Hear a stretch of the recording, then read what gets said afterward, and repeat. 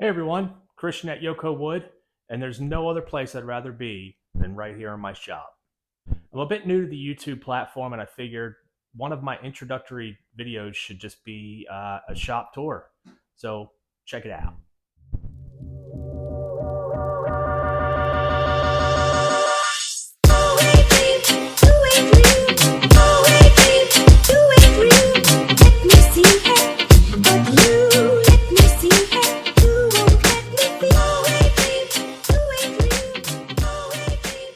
This shop measures 24 feet by 24 feet, 9-foot ceilings. It was formerly used as firewood storage, and I took it and I sheathed the outside, poured the slab, put the lights up, bring the tools in, ran the electrical, and everything to make it a functional wood shop.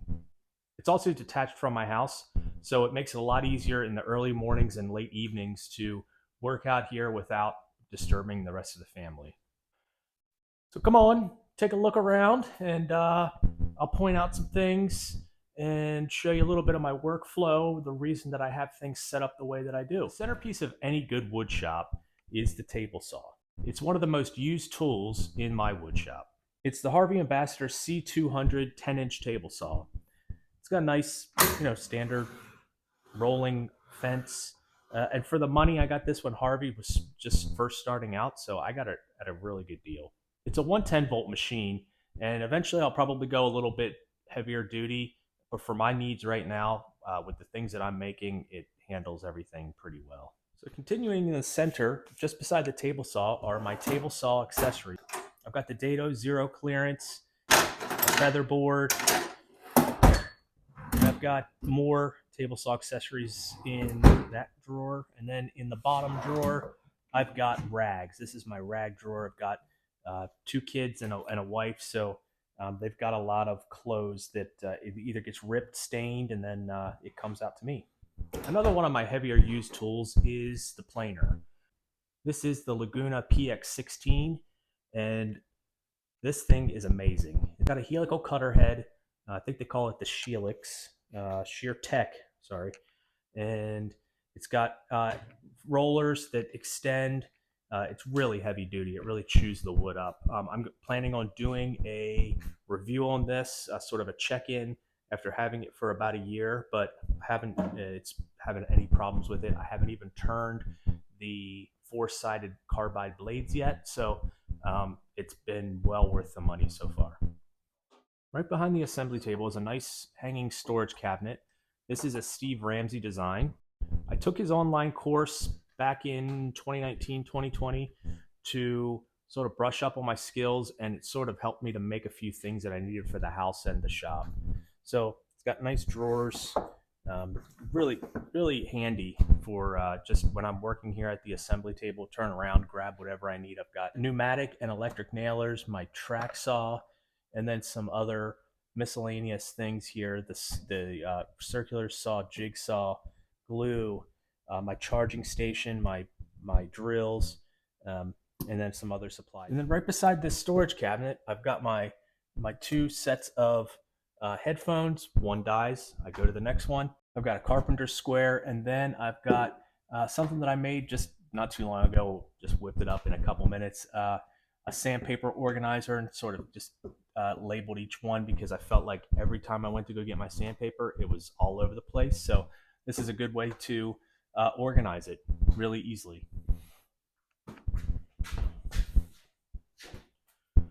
Beside the hanging cabinet and the sandpaper organizer is my Grizzly 17-inch bandsaw. I have to be honest with you, I really don't use this that much.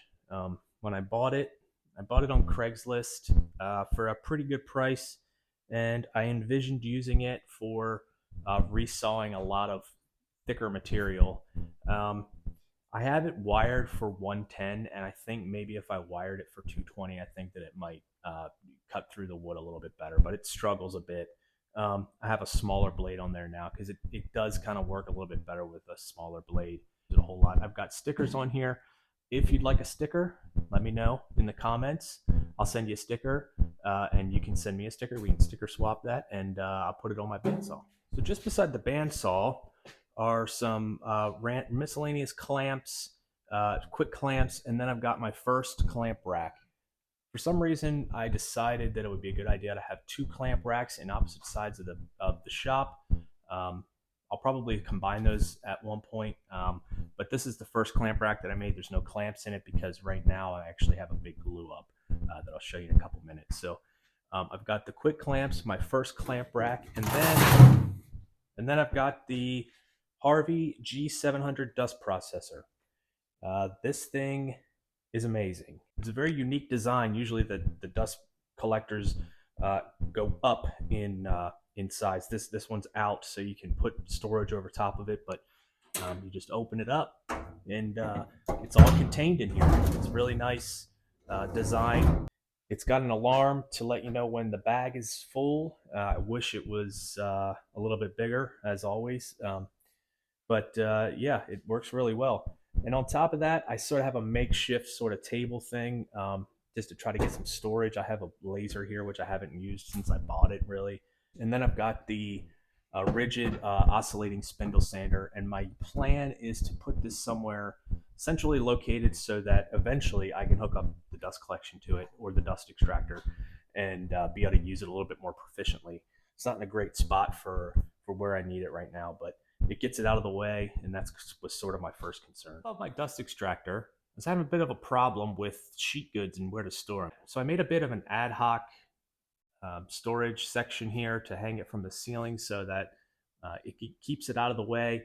It also acts as a bit of a ceiling for my light right here so that I can get more light right down on the floor here. So it's actually, it works out pretty nice. It keeps everything out of the way. So just to the side of the dust processor is my new favorite tool. This is the Laguna JX12, 12-inch joiner bed. It's got all the bells and whistles. It's got a nice stalk here for the on-off, and it's got another readout, calculated readout. I really don't use it that much. I usually just use the dial that's down there. It's got a nice stop here on the knee stop. I've only had it for about a month or so, but I'm very impressed. Just beside the joiner is my overhead garage door for getting material in, projects out, and currently it's being blocked right now by a whole bunch of glue ups. I don't have a whole lot of room on the floor, so right now I'm using this area, open area, just to sort of store the glue ups until I get ready to assemble them all together. Just beside the glue ups is the drill press. I got to be honest, I really don't use it that much. I got it at an auction many years ago for I think $50 or so. I mean, it's definitely paid for itself, but I don't use it a whole lot anymore. And then just beside the drill press are my sawhorses.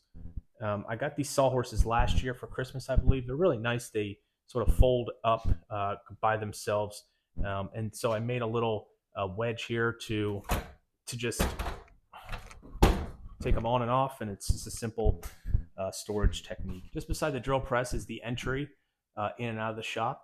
I've got a couple things on here.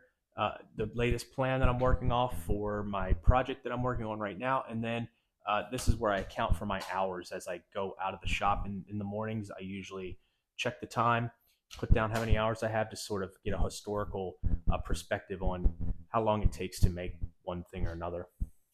Just beside the door is a whole bunch of wood. I got this wood at an auction, and I haven't figured out what I'm going to do with it yet, but I don't have any room, and so it's sitting here. But behind the wood is my 5 horsepower, 30-gallon air compressor. And really all I use this air compressor for is to blow things off. So just beside the air compressor, I've got my second set of clamps here in a sort of nicer, heavier duty clamp rack. And these are all pipe clamps here. That's what I primarily use. I just like the ease of using the pipe clamp. There's nothing to get jammed. And they usually are pretty reliable. Just beside the pipe clamp, I've got project wood that I'm currently working on. So I've got a bunch of cherry here. I'm making a cherry bar top and desktop. And that's what these cabinets are for that are sort of in the way right now. But I'm making a desktop for these cabinets. So that's what some of this is, and the glue up that's over by the garage door. So my next area over here is the other corner of the shop. And I have a temporary spot for my router table. It used to be over by the joiner, but the space that the joiner takes up sort of took the space from this thing. So it's just kind of here now. It's on wheels, and I can take it over and hook it up to the dust collection whenever I want to use it. And it works really well for storage. I've got my router bits and some sanding apparatuses there, belt sander, a couple belt sanders, and routers. So yeah, it works really well. It's got a nice dust collection. I've got a box in here that I can access to the router if needed. But this thing is really nice. I just got this router lift. It's sort of adjustable, so I can adjust it uh, with this handle here. So it's really nice. So when I move the router table out of the way, I've got my sort of finishing corner. I got a dehumidifier here for the summer months. It gets pretty humid here in central Pennsylvania, so I like to keep everything at a steady humidity around 55 or so, and it works really well to keep everything dry. And then I've got basically just a storage cabinet here. This is kind of a catch-all area with finishes, a finish sort of shelf here to sort of organize it a little bit better. And then in here, I've got more finishing hardware in here, towels, and then I've just got a whole bunch of just sort of junk in there I need to clean up. But old drills, hardware, things like that. I've got my vise here. I don't use it a whole lot, so that's kind of why I put it over here and not on my assembly table. And then this is sort of where if I need to do a little bit of epoxy work, I'll do it here. I've got a little lamp to light the area. Just to the right of my storage cabinet is my workbench. And I don't really use this as a workbench. It's sort of more of another catch-all area. I've cleaned it off for this video, but if you come in here any other time, you're going to find things piled in here. It's got a bunch of junk all over it, epoxy and stuff, but it doesn't. It's a working bench, so it doesn't really bother me too much. Then I've got all of my tools in here, hand tools, things like electrical, things that might not be specifically for woodworking, but I like to keep it in here just in case I need it. I've got my Harvey compass miter gauge. It works really well, and I keep it there just so it doesn't get messed up fall. I've just got it mounted on 2 screws there.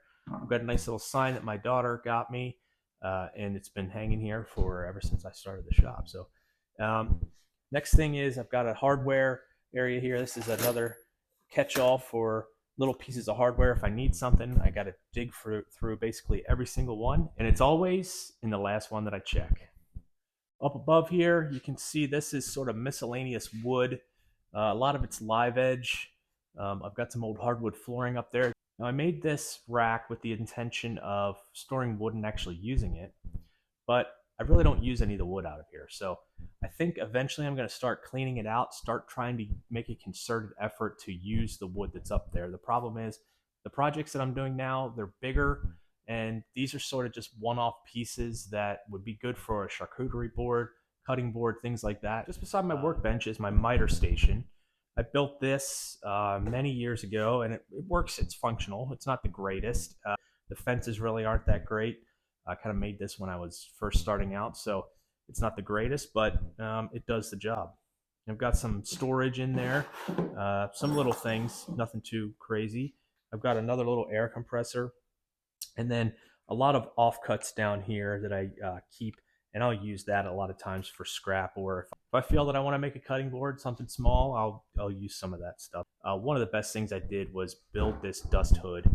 I've got it so that I can remove the panels in there, and I've got a chute that's down there that pulls the dust out into the dust extractor. So one of the better things that I've built, because if you have a miter saw, you know that when you cut with that thing, it's going to blow sawdust all over the place. So it's really nice to keep everything contained. I've got a few cookies here that I intend to probably never use. It's just here, decoration. I don't know. So we're back around to the fourth and final corner of the shop. And this is sort of a mess right now. And depending on what time you come into this shop, it's either going to be clean or it's going to look something like this.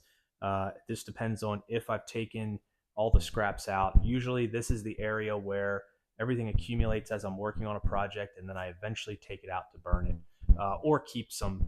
I'll go through and kind of sort through this, keep anything that I feel is necessary to keep. If it's still good, I'll shove it under the miter saw station, and use it at a later date. I've got the Hank chair templates back there, and I've got some live edge slabs back here. I'll probably keep looking at them until they make themselves into something. I've got my propane heater up on the mounted on the ceiling.